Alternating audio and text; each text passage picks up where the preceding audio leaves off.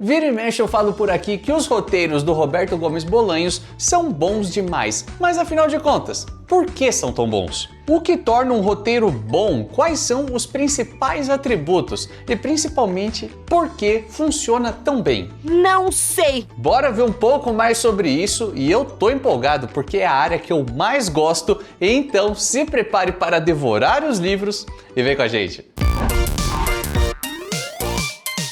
Eu disse que é a área que eu mais gosto porque eu sempre fui apaixonado por roteiros. Eu entrei na faculdade de rádio e TV em 2010, já faz bastante tempo, já com a intenção de me tornar roteirista. Eu trabalho com isso há muitos anos, escrevo roteiros para todos os lugares que você imaginar, já escrevi conteúdos para TV aberta, TV fechada, produtoras, emissoras de rádio, enfim, nossa, é tanta coisa, própria internet, em outros canais, nem eu lembro mais. E é lógico, eu também escrevo pro Vila do Chaves, então esse vídeo aqui é especial demais para mim. Agora já posso compreender. Enfim, primeiro de tudo, é bom entender que Roberto Gomes Bolanhos era o cara por trás de toda a criação. Ele estudou engenharia por 2 anos, mas se tornou escritor autodidata e em várias entrevistas a gente percebe como esse era o seu principal ofício. E nessa famosa entrevista para o David Estrada em 2003, o Chespirito fala um pouco a respeito da relação entre a engenharia e a sua carreira como escritor e roteirista.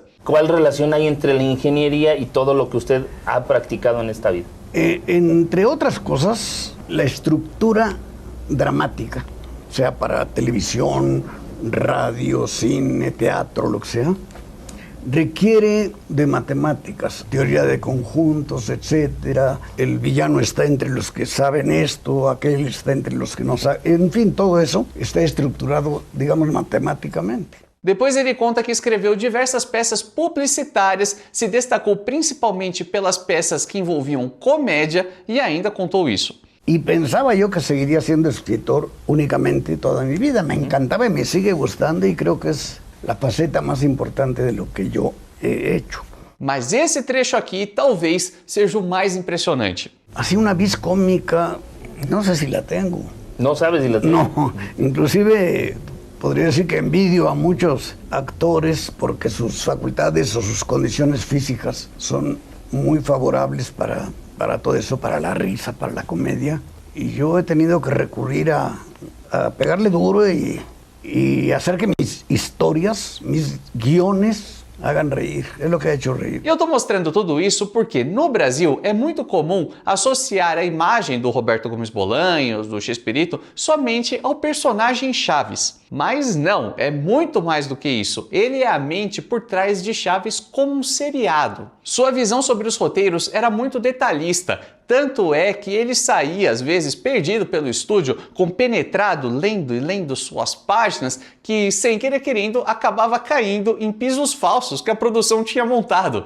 Eu contava com minha astúcia. Sigo meus gols?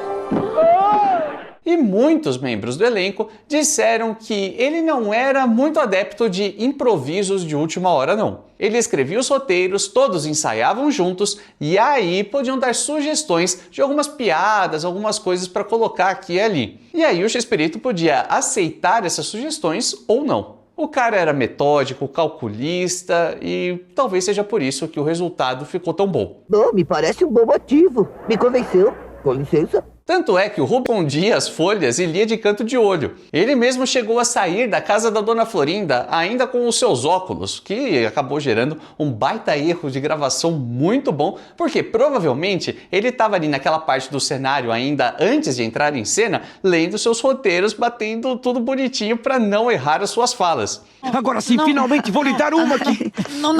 Olha aí!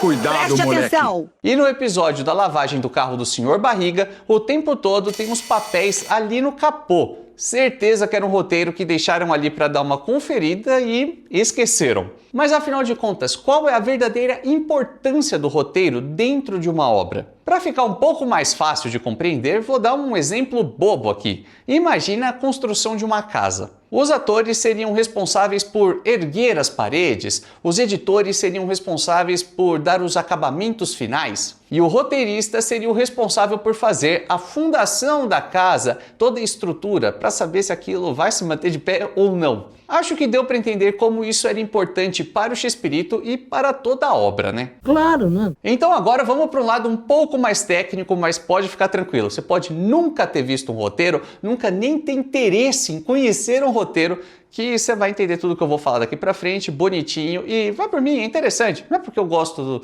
de mexer com isso, é legal mesmo. Existem dois tipos de roteiro usados em todo lugar. É claro que até existem umas outras adaptações, o pessoal faz uma coisa diferente aqui e ali, mas esses são os padrões, vamos dizer assim. Primeiro tem os roteiros de ficção, que também são chamados de roteiros de cinema, e tem os roteiros de 2 colunas, que também são chamados de página dividida. O primeiro geralmente é mais usado em filmes e o segundo em programas de TV. Esse é um exemplo de roteiro de ficção ou roteiro de cinema, chame como quiser. E esse foi retirado do filme Cidade de Deus. Dá para notar que é um texto corrido, mas tem diversas regras de formatação. Ao lado esquerdo tem o número da cena, logo na frente a definição se é interna ou externa, onde vai ser gravado, se é dia ou noite. Em seguida, uma descrição rápida da ação que está acontecendo na cena. Depois as falas dos personagens, mais descrições de ações, enfim, eu acho que deu para pegar a ideia.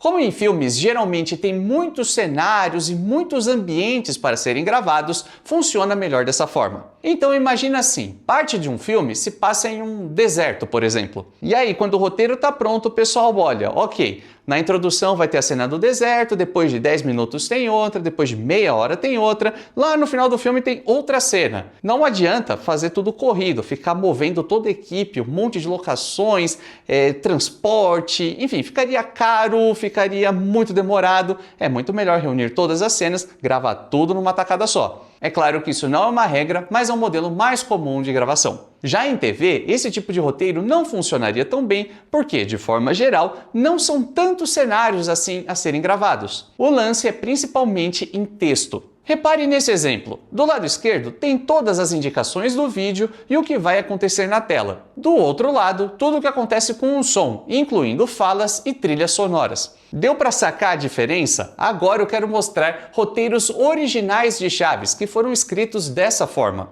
Essa aqui é a introdução de Guerra às Crianças. Note na coluna da direita todas as falas do narrador. Tem diversas indicações técnicas, como o número do episódio e tal. E no canto esquerdo, a data da gravação, 12 de março de 79, sendo que o episódio foi exibido em 9 de abril daquele ano. Quer ver mais alguns exemplos? Então agora bora pro episódio O Cachorrinho, também de 79. A gente não pode mostrar trechos muito longos do episódio, mas repare em toda a conversa do professor Girafales com a dona Florinda, a contagem do número de falas e masoquista rolando para todo lado. Para ficar mais interessante, acompanhe essa parte aqui. Vine a traerle este ramo de masoquistas. Perdón. Vine a traerle este ramo de bruja. Digo, vine a traerle este ramo de flores. Ay, muchas gracias. Pero no gusta pasar a tomar una masoquista de café? Agora tem um exemplo que eu acho ainda mais legal. É um roteiro do episódio Santa Ignorância, onde a Patty deveria participar. Repare que tem várias anotações de revisão das falas dos personagens. Tudo em verde, indicando que o personagem escrito tá certo, mas tem uma fala da Patty que tá riscada e, em vermelho, tem o nome do Chaves. Por algum motivo, ela não participou da gravação e tiveram que adaptar o roteiro que já estava escrito. Sabe qual cena é essa? Já decifrou na hora que estava lendo aí? É essa. Vamos começar com a aula de inglês. Bom, o inglês é muito fácil, porque é só a gente se lembrar de algum animal e pronto. Mas vamos comparar novamente no idioma original. Vamos a iniciar con las clases de inglés.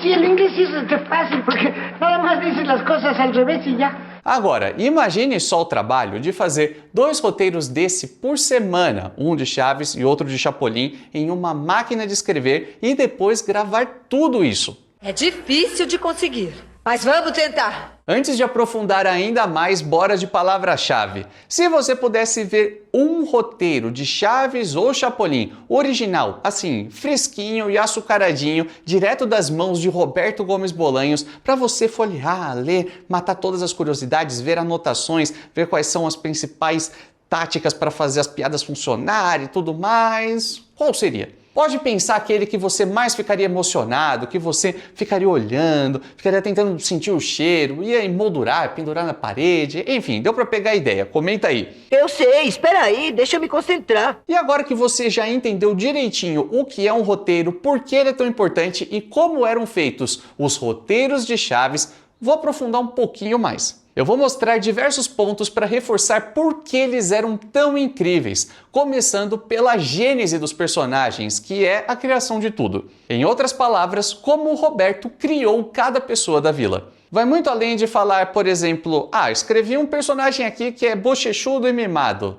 Vai por mim, é muito mais complexo do que isso. Ele foi criado de um jeito que se porta de tal maneira, tem tal voz, tal idade, é mimado pela mãe, que é uma mãe solteira, é soberba, um dia foi rica e agora não é mais, seu pai era um marinheiro que morreu em alto mar, estuda numa escola tal, se senta no lugar tal, esses são os seus brinquedos principais. Enfim, nem tudo foi construído logo de cara, é claro. Mas todas essas características enriquecem demais cada ação que aquele determinado personagem vai ter em todos os momentos que aparecer no seriado. Sem esse background, o roteiro perde força e a atuação também, sacou? Sim! Por outro lado, o que foi colocado desde o começo são os bordões e ações dos personagens que a gente conhece tão bem. O reforço de bordões tem várias funções. Primeiro que isso é um recurso do humor que vem desde sempre, talvez. Mas também aproxima o espectador do personagem, torna tudo mais cômico e, principalmente, em TV tem pessoas sintonizando os programas a todo instante, pegando tudo no meio. Então, cada bordão funciona como um carimbo. A pessoa colocou naquele canal, pegou um episódio de Chaves aleatório no meio, mas ela ouve um bordão do Seu Madruga, do Chaves, da Chiquinha, do Kiko, seja de quem for, e ela vai logo reconhecer o que é aquilo que está na tela. Então, o reforço de bordões e a padronização de certos atos, como tapa na cara do Seu Madruga, por exemplo, nos leva a mais um ponto muito importante dos roteiros do Chespirito: constância. A mulher de quem? Dificilmente você vai ver um episódio de Chaves ou Chapolin que tem muito mais bordões do que outros, ou então muito mais risadas de fundo do que outros. Tudo está dentro de uma média friamente calculada. Vamos pegar um exemplo prático para ficar mais fácil de entender. O episódio Ser Professor é Padecer no Inferno tem 22 minutos. Você sabe perfeitamente que azul em inglês se diz blue e azul escuro. Marinho! E nesses 22 minutos, a gente tem 75 piadas com risadas de fundo e 11 bordões. E o mais interessante é que temos de 2 a 5 piadas por minuto. Não tem nenhum minuto sequer sem nenhum momento de riso, é tudo muito ritmado. Ou seja, o negócio é feito com tanto equilíbrio que a cada 10 a 20 segundos você vai ser estimulado a rir. É sério? Mesmo assim, o Chespirito sabia muito bem usar o silêncio ao seu favor. Tanto é que no começo desse episódio, a gente tem 1 minuto inteirinho sem nenhuma fala, só humor físico. E é claro que isso é uma influência direta do cinema mudo, coisa que o Roberto Gomes Bolanhos adorava. E esse tipo de coisa que o Roberto fazia em seus roteiros aumentava demais a retenção. Basicamente, você sempre ficava pensando o que viria pela frente, gera uma curiosidade e aí você vai assistindo até ver o episódio todo. Por exemplo, você ouve isso uma vez. Quando chegar o Sr. Barriga, você me avisa. Já chegou o disco voador. E depois isso. Já chegou o disco voador! Ai, meu Deus do céu. Você continua assistindo para saber o que vai acontecer com o Seu Madruga, porque em algum momento ele vai se dar mal. Você não sabe quando, mas você sabe que ele vai se dar mal sim. Alguma hora isso vai acontecer. E isso nos leva a mais um ponto muito importante, porque eu vejo muita gente que não entende nada de roteiro, sequer sabe o que é um roteiro, falando por aí: porque Chaves é sempre a mesma coisa, é só uma grande repetição. Não entendo como é que em tão pouco tempo se consegue ficar tão burro. E isso, é claro, é uma grande calúnia. Só para pegar mais um exemplo, quando o Sr. Barriga chega na vila, sempre é recebido com uma pancada do Chaves. Só que a gente nunca sabe qual vai ser essa pancada. Ora é assim. Assim, claro. Outra hora é assim. Olha o que eu faço com a tua raquete!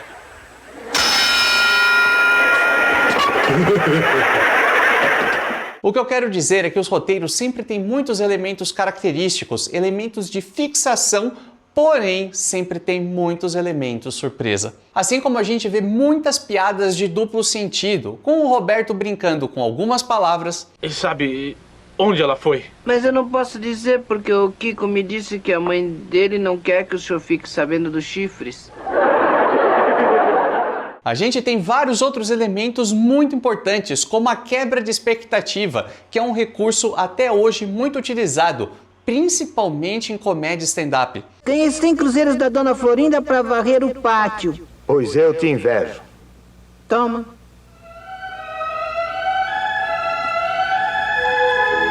Chaves. Mas que fique bem varrido, hein? Muita ironia e até crítica social. Claro, professor, por isso há tanta fome no mundo. É uma lástima. Muitas piadas de atualidades com coisas que estavam em alta no momento de exibição daquele episódio, inclusive nessa cena aqui que até já explicamos no canal. E agora quero ver qual é a desculpa que você tem para não me pagar o aluguel. Mas aqui são os energéticos. Não me faça rir. Mesmo sendo episódios curtos, a gente também percebe que, em alguns casos, ele abusava da curva dramática. Talvez você já tenha ouvido esse nome por aí. Traduzindo, o episódio tá vindo aqui sempre engraçado, de repente tem uma carga dramática, tudo fica muito mais sério para depois ter uma conclusão. Importante, volta ao tom original. Ou você acha que foi à toa que esse episódio aqui marcou tanto a sua vida?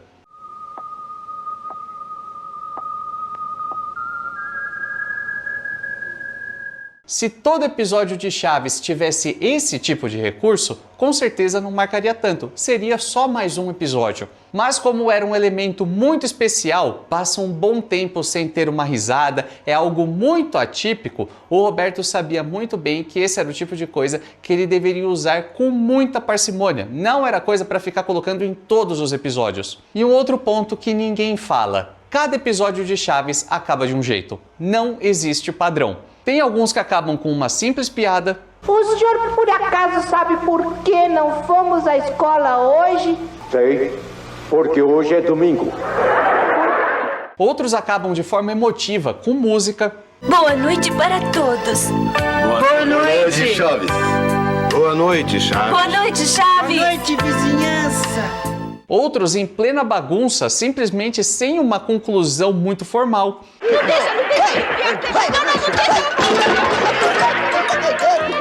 Outros vêm com uma moral, uma lição bonita, como uma fábula, é a mesma estrutura.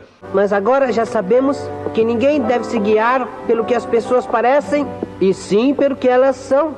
E em outros momentos, o cara sabia fazer um ótimo cliffhanger. Saúde! Traduzindo, seria algo como a beira do abismo. Essa tática é muito utilizada em roteiros há dezenas de anos. É um ótimo jeito de segurar a audiência para continuar assistindo, deixando claro que a história vai continuar. Foi assim até com filmes clássicos dos anos 80, como por exemplo o De Volta para o Futuro. E é exatamente por conta desse recurso de roteiro que você não consegue parar de maratonar aquela série que você ama. Sempre tem cliffhanger para o próximo episódio, seja explícito assim ou nem tanto. No caso do Chaves, temos isso. Se querem saber como terminam essas férias no litoral, não deixem de assistir o próximo programa neste mesmo canal e nessa mesma hora, tá?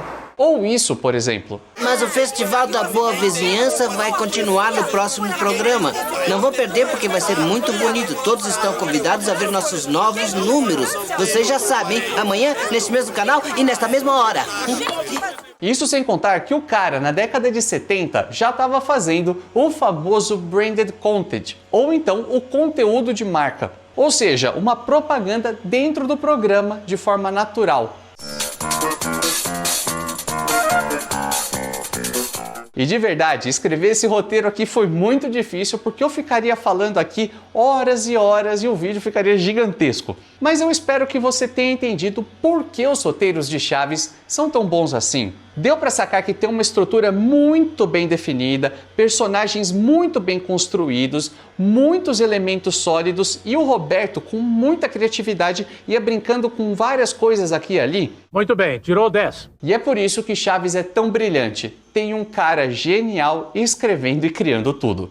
E eu espero que mais ninguém acredite que era só mais um programa de TV qualquer. Ou então que era só mais um programa infantil qualquer, porque Chaves sequer era um programa infantil, sabia disso? A gente já explicou tudo sobre esse assunto nesse vídeo que tá aqui do lado. É só clicar para você curtir porque tem várias informações que muita gente não sabia. Chaves não é um programa para crianças, mas precisa ir lá para descobrir um pouco melhor por que eu tô falando isso. E a gente se vê no próximo vídeo nessa mesma hora e nesse mesmo canal.